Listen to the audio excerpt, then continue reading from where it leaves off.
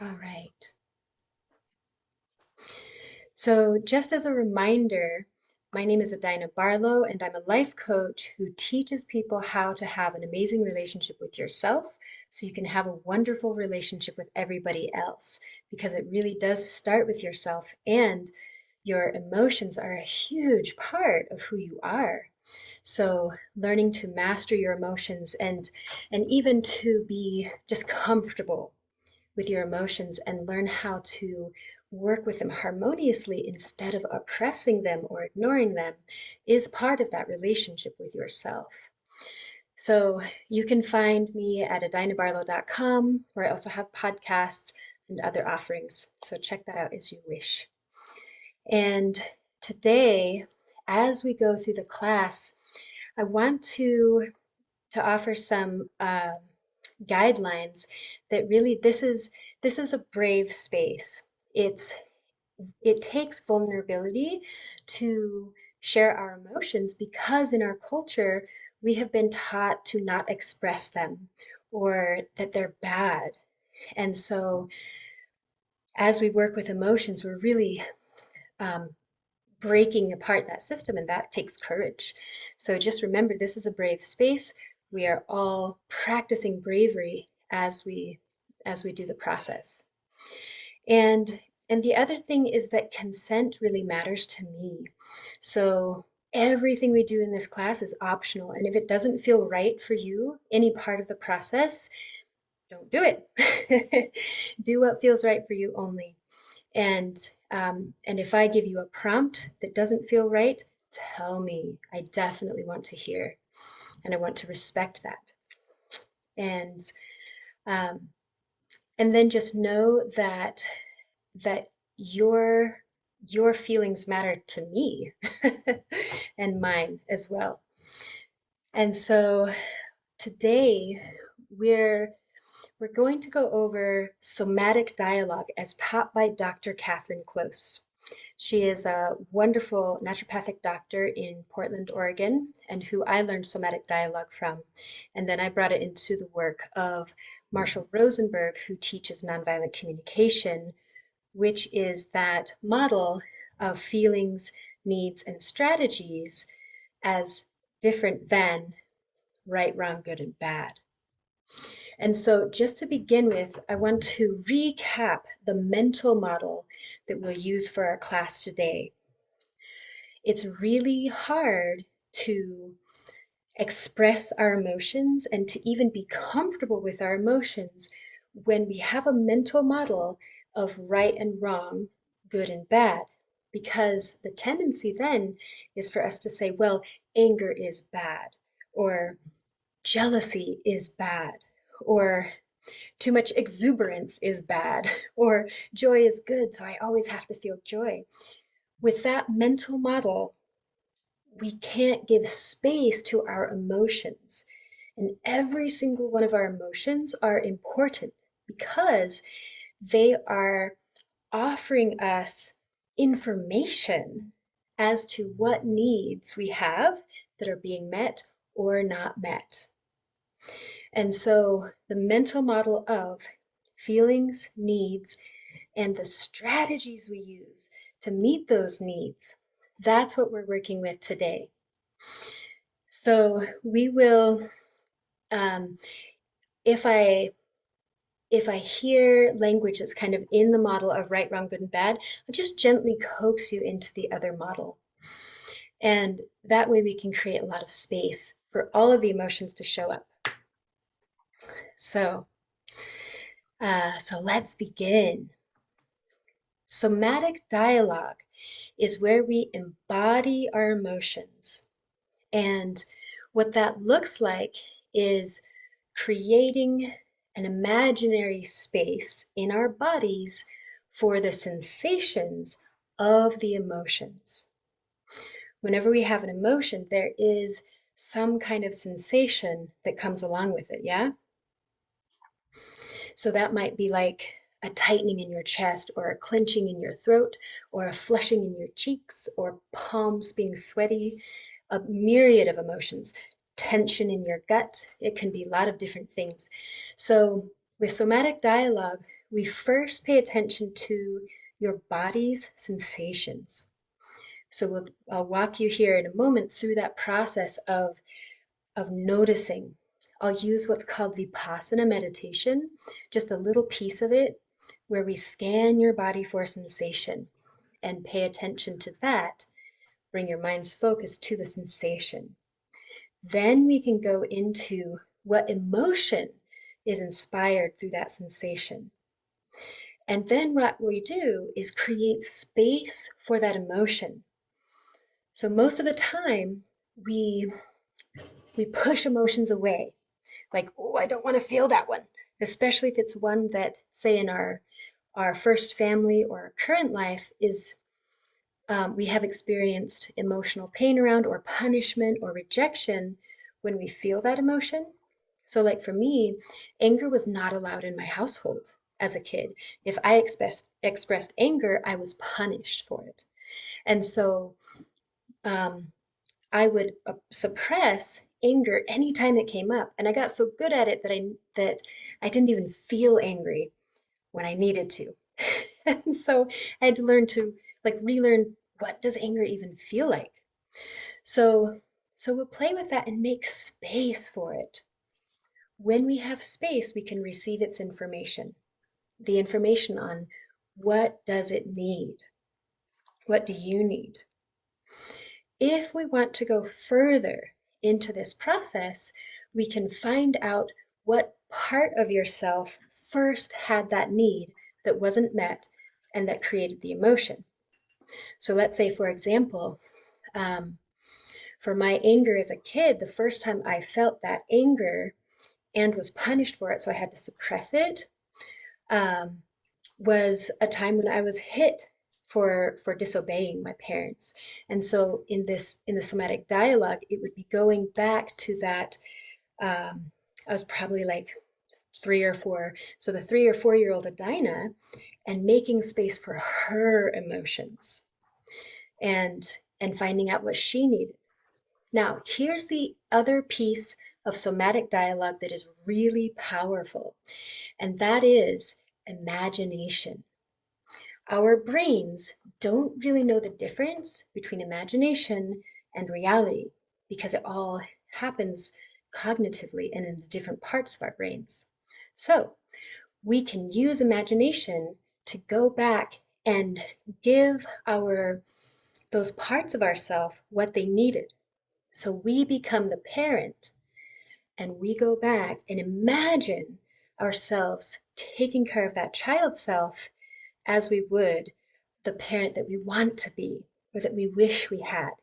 And it's amazing because physiologically it changes that emotion around the experience or that trigger, so that now if that trigger comes back, it has less charge. So is all that making sense to everybody? You can give me a you can use the chat box as well, by the way, um, just to give a thumbs up or any questions or things like that. Cool. Okay. So the last part of somatic dialogue is resourcing. And resourcing is where we have something that can be a support emotionally and mentally. That could be the image of a person, the memory of a person who you feel really supported by. It could be an imaginary person like the Buddha, or if you're Christian, it could be somebody like Jesus. It could be a place like your favorite place in the woods or in the ocean or the desert. It could be a pet, your dog or your cat who you feel totally loved by. And it could be a person who's alive now, like your best friend, or an object, maybe a crystal or a plant. What it is doesn't matter. What matters is that we can draw on it for support within our imagination or hands or physical touch if we feel overwhelmed during the process. And it's pretty common to feel a little bit of overwhelm when we go into emotions, especially that we have oppressed before. So having a resource is real important. Does everybody have a resource in mind that you could draw from if you need to? And just give me a yes or a thumbs up.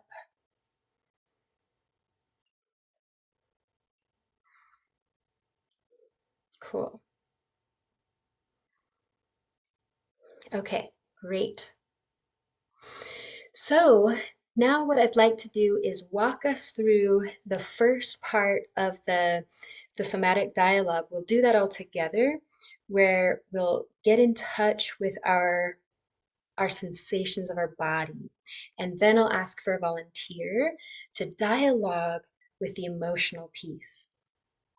And actually, before that, let's do a grounding exercise that's really simple. This is something that you can take with you anytime, any place, except when you're driving, to help yourself feel safe enough in your environment to counter overwhelm if you start to feel that. So, just one more resource. So, let's take a moment to do that. What we're going to do is just slowly look around the room. And what you're doing is you're taking in everything that's in your physical space with your eyes. You're noticing the things that are on the wall and the ceiling, the floor. If there's a window, you're noticing what is outside the window. Notice what's on your desk. Or if there's a mirror, notice what's in the mirror. And you're really turning your head on your spine all the way around, up, down, and then noticing your feet on the ground. And you can take a deep breath. What this does is it physically tells your nervous system and your body that you have scanned the horizon for tigers and there are none about to eat you. So it's a brain hack that you can use anywhere. Okay, so for the Vipassana meditation part, some of you may be familiar with it, some of you may not. What I'll have you do is either close your eyes or gaze softly at something, whatever helps you feel more present and focused. And then notice your breath, just the air coming into your lungs and going out. Notice the sensation of your chest rising and falling. Notice how your ribs expand and relax as your breath comes in and goes out. Notice the sound of your breath coming in to your nostrils and going out. Notice how your belly moves with your breath. And without judgment, without trying to change or fix anything, we're just noticing. And then start at the top of your head and notice the physical sensations you feel there. And if you have no sensation in an area, notice the absence of sensation. So top of head, notice your eyes, your ears, jaw, facial muscles, neck, shoulders, chest, upper back, and notice the quality of the sensation. Is there tightness or a temperature or an openness or a tingling? Notice your middle back, low back, ribs, abdomen, pelvic floor. Notice your shoulders and your arms, your upper arms, elbows, forearms, wrists and hands. Notice your butt on the seat. the backs of your legs, the pressure of the weight holding you up, the tops of your legs, outsides, insides, your knees, shins, calves, ankles, and feet. And now notice where in your body you had the most sensation. Bring your focus to that part of your body and see if you can describe your sensation to yourself. Is it expansive or contractive? Is it light or heavy? Does it seem to have a color with it? Does it have a temperature? And then whatever that is, imagine letting it get bigger.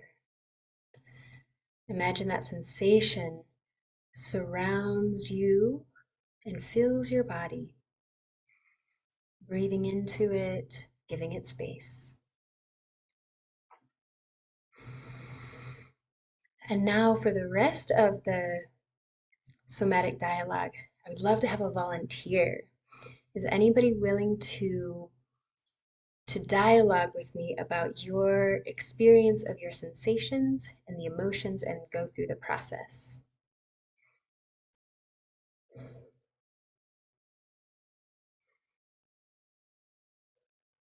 Okay, Britt, awesome. Would you unmute yourself? Okay.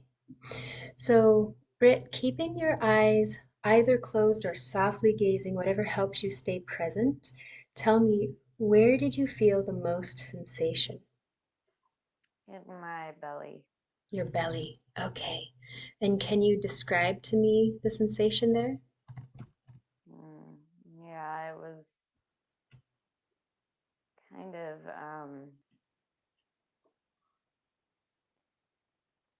burny and tight.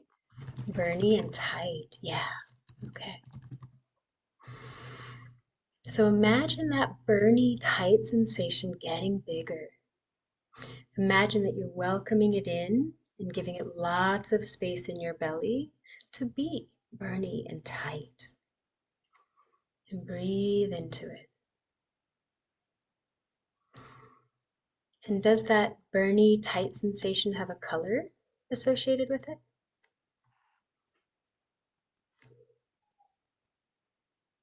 The first thing that came to mind was yellow. Yellow. Yeah. Okay.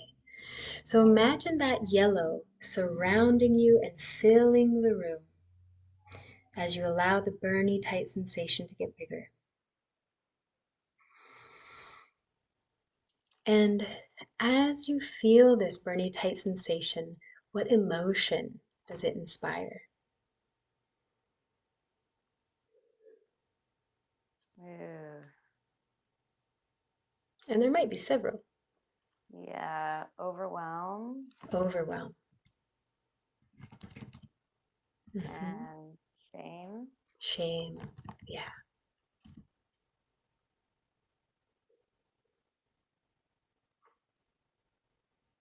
Anything And else? um,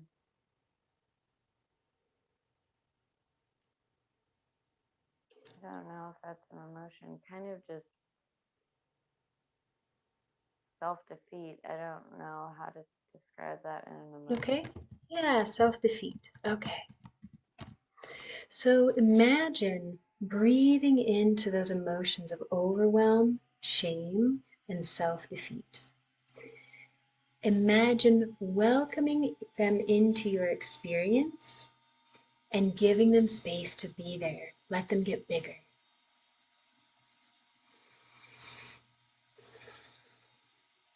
Imagine that they're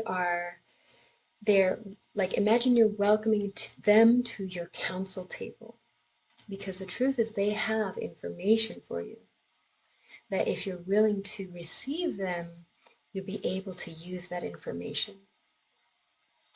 So breathe into that overwhelm, shame, self-defeat. Let it get bigger.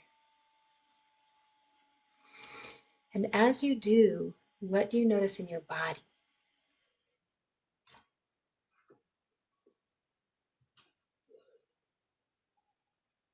Rising up into my chest towards my throat. Rising sensation from in your chest and into your throat? Yeah. Okay.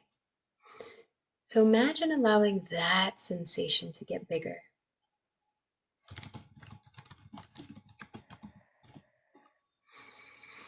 Breathe into it. Good.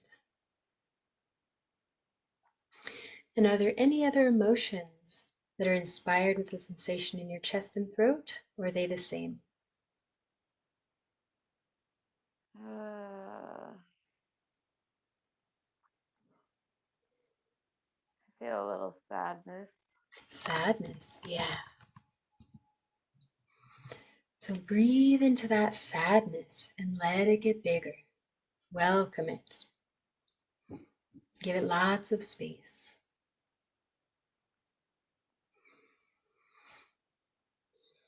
And does this sadness remind you of anything?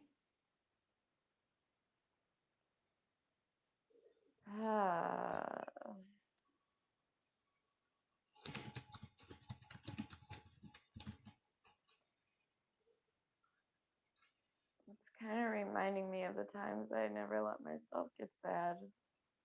Yeah, the times you never let yourself get sad. Yeah. And what is that sadness needing? It means softening, and it means allowing.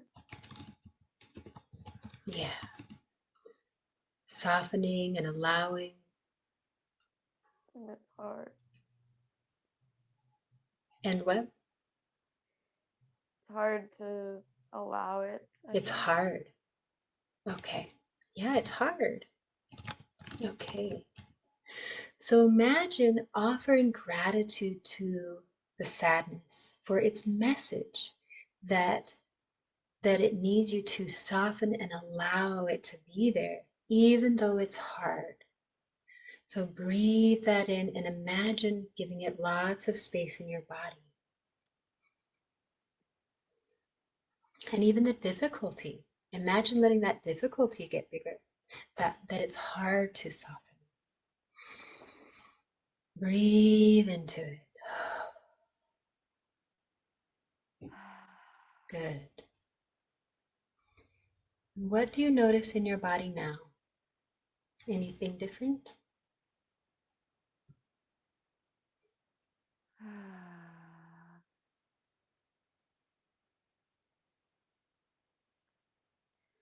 A little bit more spaciousness. A little more spaciousness. Awesome.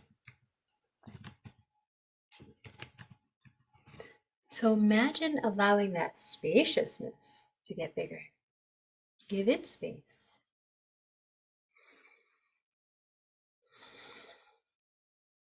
Good.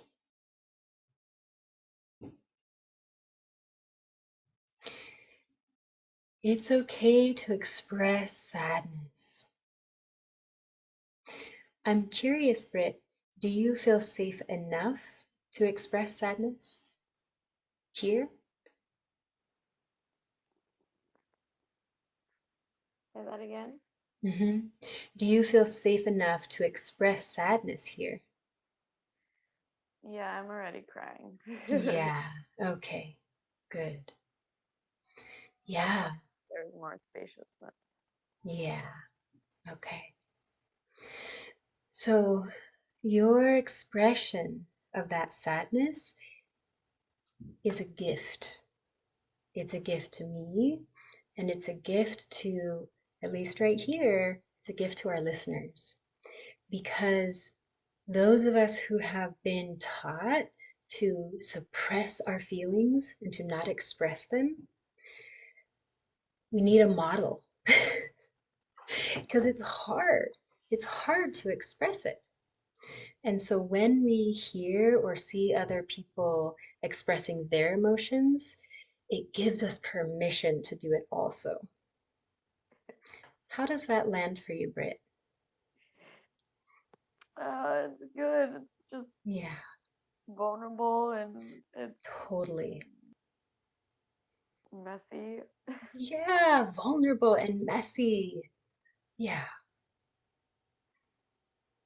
yeah.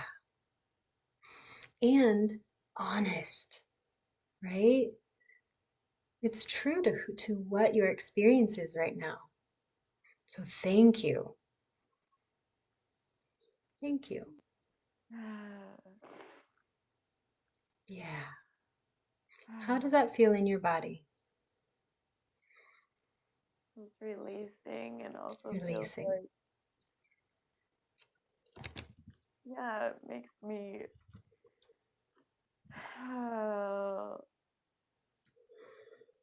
just,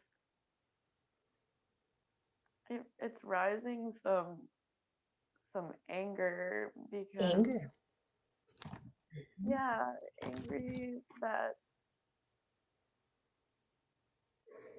at the part of me that doesn't allow this, that not necessarily angry at my parents, but just like Yeah, angry at the ego that just prevents me from living and feeling fully all the yeah, time, and yeah, choosing choosing things that don't serve me and don't mm. allow spaciousness for me to be fully in my body and fully who I am. Yeah.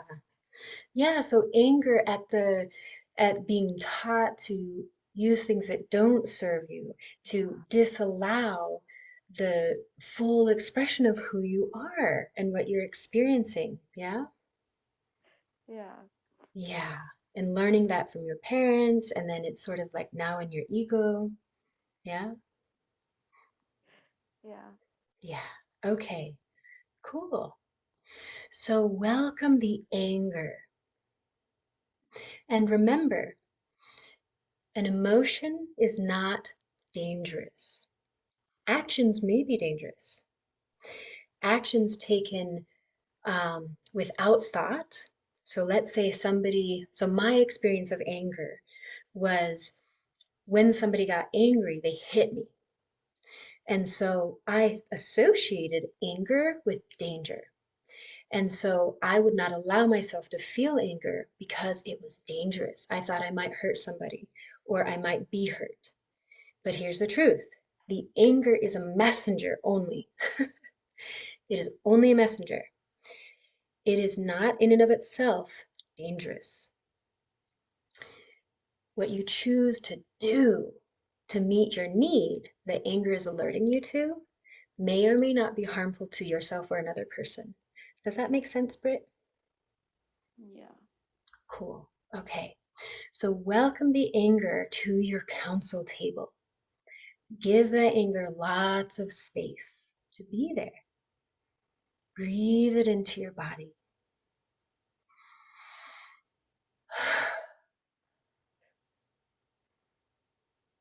What do you notice with your body sensations?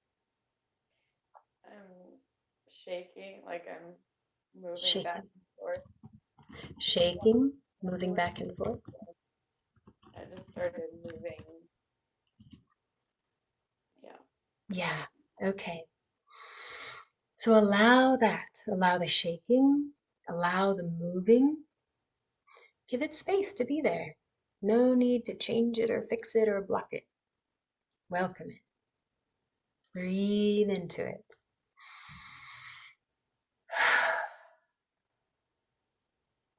And does that anger have a color? Red is what came to mind. Red. Yeah. So imagine that red surrounding your body and filling the room. Good.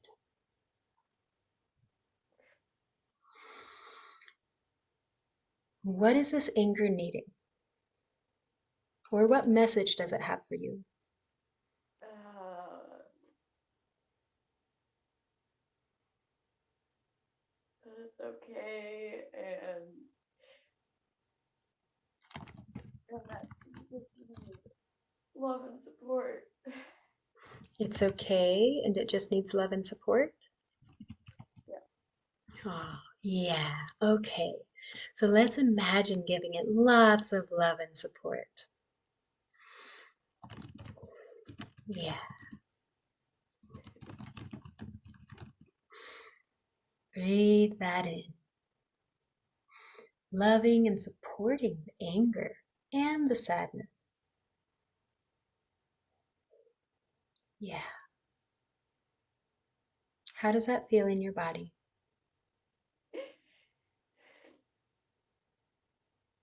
It's, I think it's hard to receive the love and support. It's like, Yeah. and It's hard to receive the love and support. Yeah. yeah, there's so many times that I didn't really get what I needed, and Yeah. so it's hard to.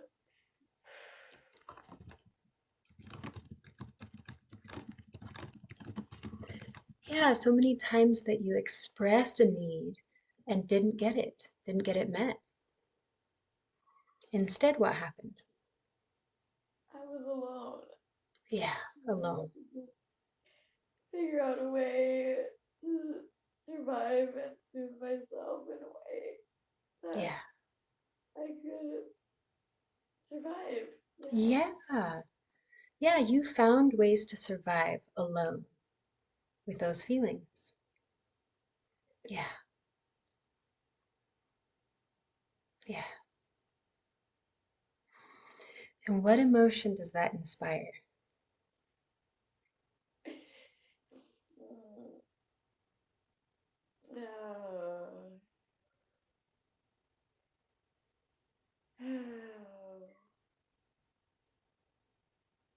I don't know. I'm getting like this fierceness, I guess. This independence. I just remember just being like, fine, I'm gonna just, ugh, you know, Yeah. Yeah, fierceness and independence. Like, fine, if you're not going to support me, I'll do it myself. I'll Yeah, fucking figure it out. Yes. I'll figure it out. Yeah, so a fierceness. Yeah, okay, so welcome in that fierceness. That's okay. So that was a strategy to get your needs met. And it's one that worked then. Yeah? Yeah. Okay. So let's imagine thanking yourself for the strategies that you came up with then that helped you survive and and and survive well enough. Yeah?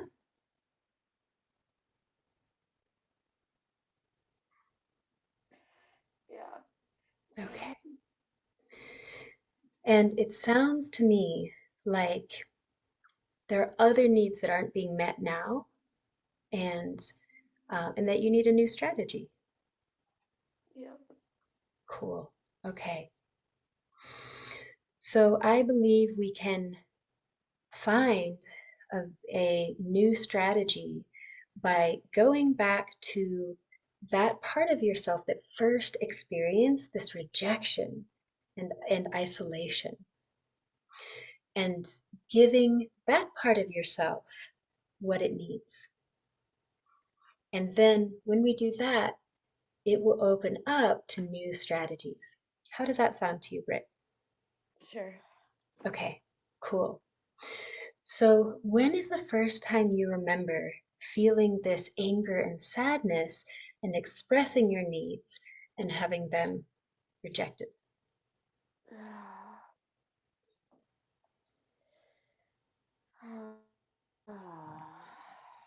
It's kind of a lot, but the one that came to mind was when I don't remember the exact reason why I tried to run away, but I was like, okay, I am not being heard, I'm not being seen or whatever, and I Yeah. went to the woods for a lot of hours and Mm.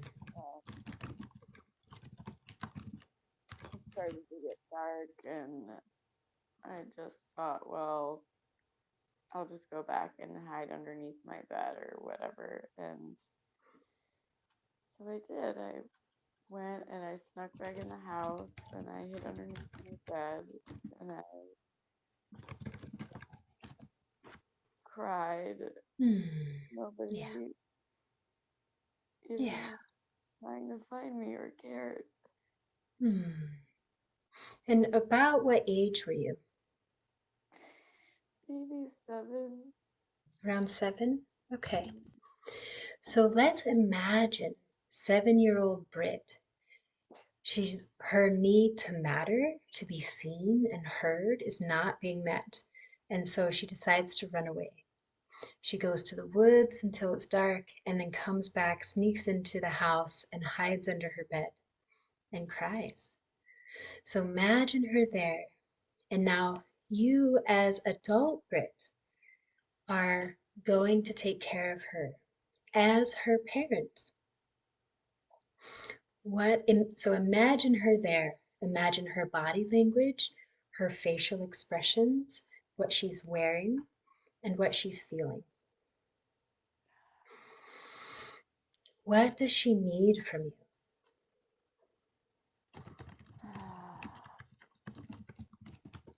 She needs to be held.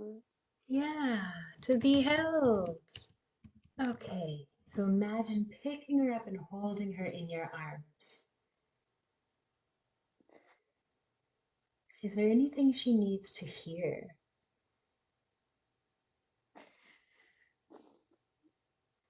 Mm, that I'm loved, that Yeah, I'm beautiful, yeah.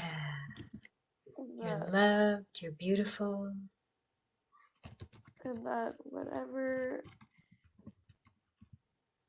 whatever you need, I can support you with. Yeah, whatever you need, I can support you with. Yeah. And let's imagine bringing in that resource that you thought of at the very beginning to help you support her. What is your resource?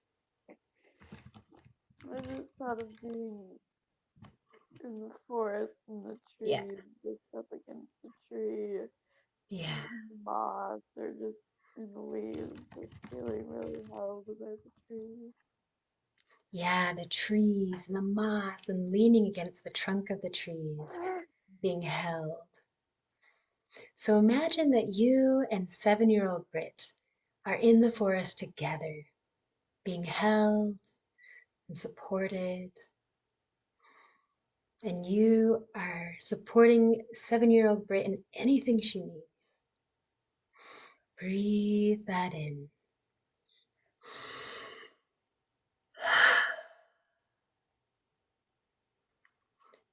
What do you notice in your body?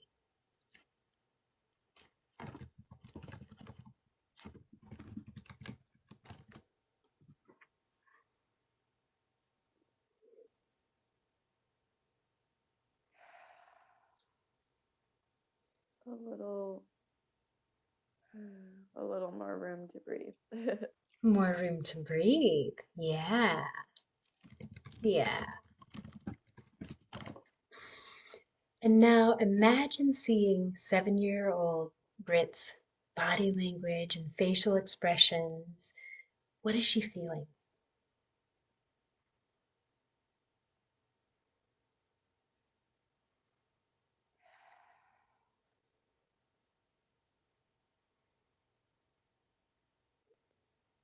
She's feeling like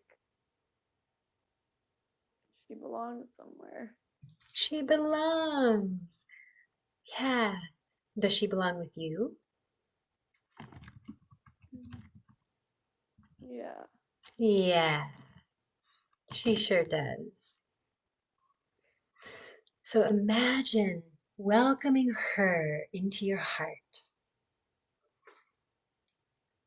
She belongs there. You are supporting her with whatever she needs.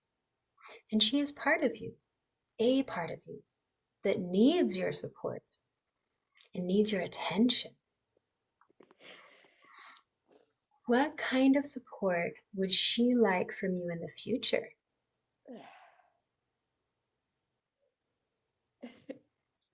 as you go forward?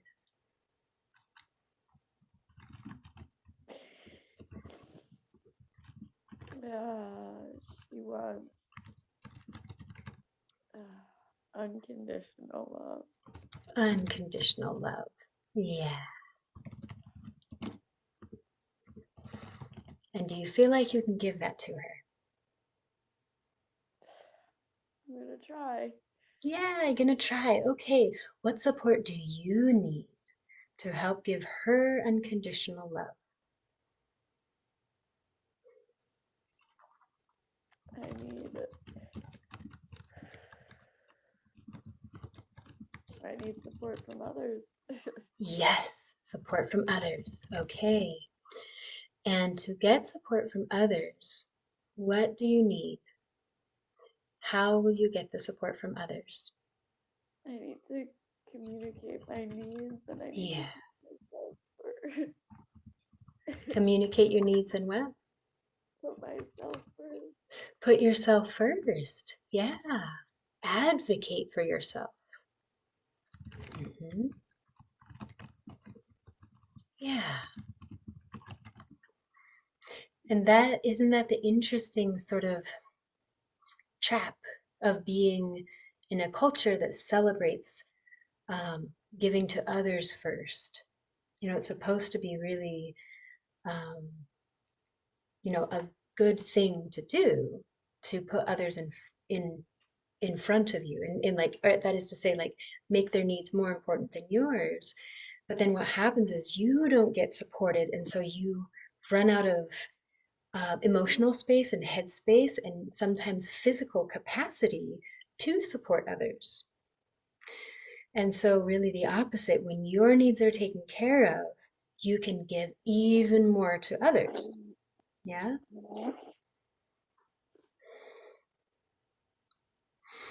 So, breathe all that into your body. The messages from 7-year-old Brit, and imagine offering her lots of gratitude for sharing. And imagine offering so much gratitude to your emotions of sadness, anger, overwhelm, shame, and self defeat. All of them that came up. And imagine offering gratitude to your body for its physical sensations, that rising sensation in your throat and chest, the burning and tightness in your belly. Everything that you felt, offer it gratitude. And imagine offering gratitude to your mind for interpreting all of that, and offering gratitude to yourself to being willing to go through it, to dig deep and find out what's there and welcome it all. Breathe that into your body. And whenever you're ready, open your eyes.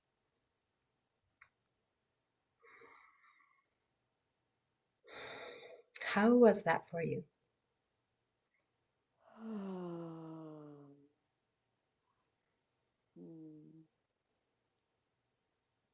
It was surprising how it came up so quickly and easily. Hmm. It was surprising that it was quick and easy. Quickly, well, I mean, like, relatively, right? Not, I wouldn't say easy, but just, um, yeah, and it helped me realize that, I'm getting better at this emotions thing. Mm, awesome. You're getting um, better at the emotions, at feeling your emotions. yeah, Hmm. yeah, and realizing that, um, yeah, there's always more layers. Yeah, Yeah. yeah. So it's kind of like we never stop eating.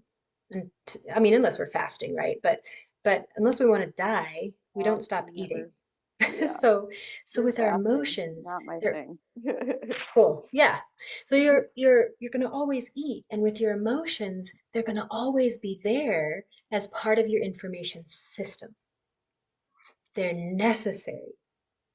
And when you receive their information by giving them space, imagining giving them space, what you're doing is um, allowing your mind and your nervous system to feel safe enough to receive all of their information and think about it logically, um, with the emotion instead of the fight or flight when you try and suppress the emotion or the freeze, even.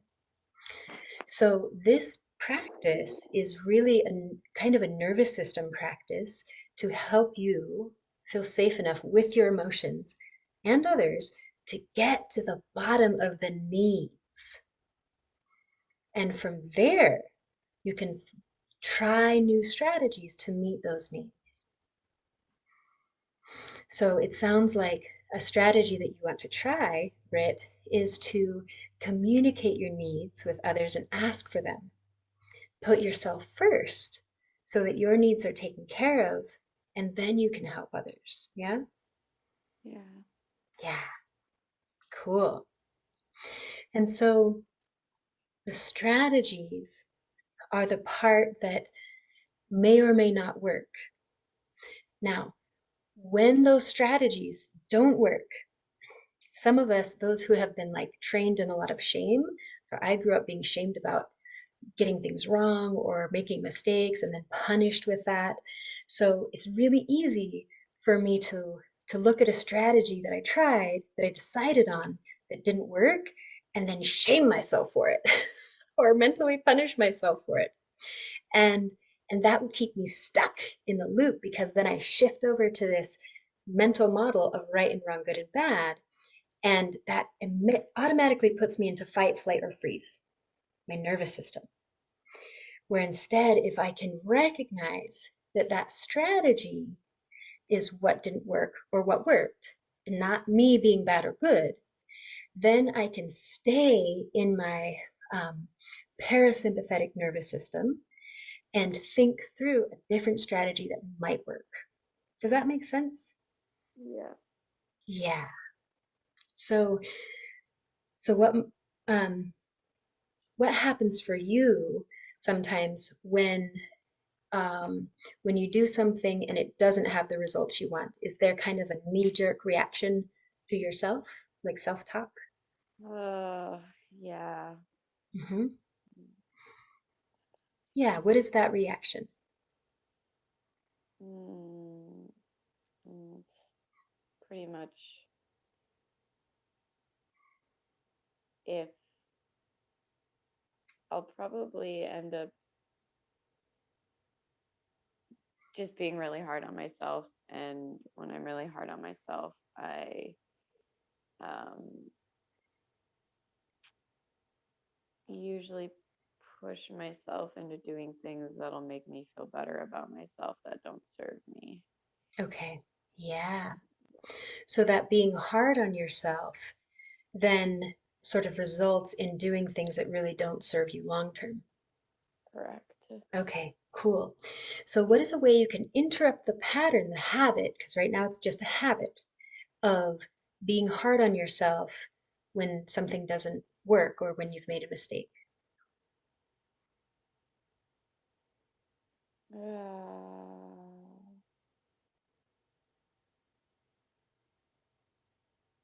yeah, reaching out, getting support because Hmm. I don't, I think there's other things I could probably do on my own as Hmm. well. I just, um, Yeah, reaching out and getting support. Awesome. Yeah, feel like that's where I'm at. I love it. Cool. May I offer a technique that I did as well? Yeah. Cool. So I used to have that like being hard on myself, the mean. mental dialogue toward myself was just terrible. I would never say this to other people, but it's stuff like, oh my God, you're so stupid. Why did you do that? Like, just being really mean. And then once I started feeling how that was in my body, it was like, oh gosh, I'm sorry, body. I'm sorry. That's not how I want to treat you. And I remembered, like, what if this body is like a 3 or 4 year old innocent body that is just trying to get their needs met. And this voice is like, meh, meh, meh, meh, meh, you're stupid. So, so I would touch my body and be like, oh my gosh, I'm so sorry. That's not what I intended to do. I love you. Yes, this didn't work. That's okay. I still love you. We're going to try something different next time. How does that feel as a tool to try on? Yeah, I like that. I've done that a few times. Cool. If I'm resourced enough. Hmm. And that reaching out for support so that you are resourced, first of all, that does put yourself first, right? Just like you said earlier, what you want to do. So you are important enough to ask for help. And you're proving that to yourself by doing it. So then you're resourced, more resourced. Yeah? Yeah. Cool. Thank you so much for your willingness to dialogue, to go into your emotions, your sensations, and to share that with us. It really makes a difference because, like I said at the beginning of class, we need a model to have permission to do this work with ourselves. So it was very brave. It took a lot of courage. Thank you. Yeah. Yeah. So I want to take about 5 minutes. It's 11 o'clock now. If anybody needs to go, please go. And I'm happy to hang out for about 5 minutes if anybody has questions or comments.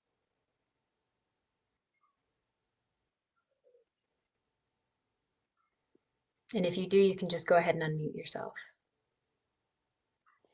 What was the name of the person that you trained under again? Dr. Catherine Close. And I can send her contact info along with this video recording as soon as I send that to y'all. And this kind of work I do with my clients a lot. We're often working on goals that they have, and the emotional stuff is often the thing that gets in the way of achieving the goals. And so we definitely dive into the emotional stuff. But yeah, she's the one who taught me. Yeah. Well, thank you all for being here. The next class, what we're going to teach, or what it's going to be on, is how to handle crises, emotional crises, either big emotional crises or small emotional crises. And this can be applied to adults or children. And so it's how to handle it in our own bodies and then how to handle it with them in a way that is opening in this similar fashion that we created opening and space today for your emotions. We'll learn how to do that for other people in a really simple, effective, calming way. So that class, that's going to be on a Saturday. Normally the classes are on Thursdays, but this one will be Saturday, June 11th at 10 o'clock. So in a couple of weeks, I'll send out the registration form for that class. Thank you again for being here and for all the work that you do and that you have done. It makes a huge difference. When you work on yourself, it opens up space for others to do the same. And it's like this is this is our revolution as I see it. Like we're going in and we're doing the work and it makes a huge difference. So thank you. Thank you. You're welcome. Blessings. Bye.